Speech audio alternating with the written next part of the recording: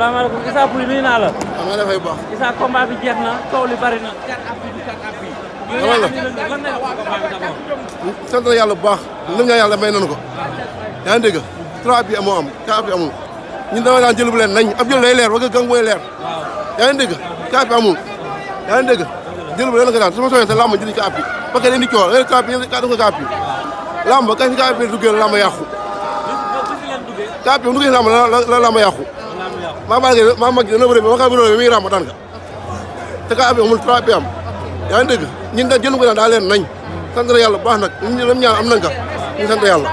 jaajëf man moo bëgg lancer benn message quoi parce que stade bi dañu ko defar bu pare def seen arme yi dafa war a dem lii seizième arme la ndax fu waay mere da ngay jël sànni te loolu war na mën a ñàkk fu ñu ko duggee rek bàyyi fi dër bi ku mën a mer doo am loo sànni loolu daal moo loolu laa xalaat si stade bi yaa dégg son na am yar quoi xam ne lamb ko xamante sa lamb sant na yàlla nag lam ñaan yàlla yàlla may na ndam ñu ngi gërëm waa Thiaré gépp gërëm ak diaspora bi ñëpp ñu jàpp combat bi ñu leen di gërëm ñu gërëm tamit si man ni suñu maire sama grand frère Amara Sène maa ngi gërëm tamit maire di Ndiaye jàpp nañ combat bi ñu ngi gërëm ñëpp daal Thiaré gépp mais Issa tey ñu gis ni combat bi beneen kii la ciy génnaat ñu gis ni Sa Thiès ñu bari dañ doon wax combat bi Reug Reug day doublé mais gis nañ ci xeex bi bu ñëwee ci xeex bi Sa Thiès dafa gën a Reug Reug ci xeex waaw Sa Thiès xam nga bëggoon président nuyu naa la. ça va maa lay ziar. maa ngi alhamdulilah. te xeex la woo leen ko. non non xam nga lu bëggoon mooy rek àll xam nga loolu bëggoon quoi ba yéen jàpp bi rek yéen bëggoon. ma nga jàppee loo gis waa jaaxal mais gis nañu tamit am na polémique bu am. waaw polémique bi am mooy première chute bi. waaw gis nañ ni ñu bari dañ ne Reug Reug dafa def contact mais nan ngeen gisee première chute bi. da nga mën la tel yaa ngi fi gis arbitre yi ay bët na yor nga xool yaa ngi dégg ñoom ñi ñaata arbitre xam ñett xam nga ñeent parce que xool ba ni si daanu ko daanu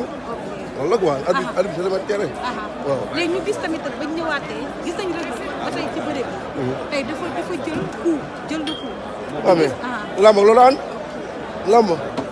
lamb lépp a ngi kii bëre yooyu bañ jël coup yow nga bañ a bàyyi bëre lamb lépp a ngi mën ngaa dem jël daanu mën ngaa dem jël coup lépp a ngi moom lamb ànd waaw Reug Reug nga ne bu xeex yéen a ko téye loo ñoo ko téye loo xam parce que Sa Thiès dafa gaaw moo tax wax ni ko téye sa bopp rek waaw ñu gis ni ñu bari dañoo amoon polémique tamit ci côté poids bi ndax dañ doon wax tontoy bakkan ñu bari dañ doon wax poids Reug Reug bi dafa bari mais loolu nan ngeen ko travaillé dañuy liggéey dañuy ay professionnel la suñu defee mouvement dañuy kordu dañuy kordu ba ay déplacement ay tëb c'était yu baax moo tax gis nga rek xool nañu daal macha allah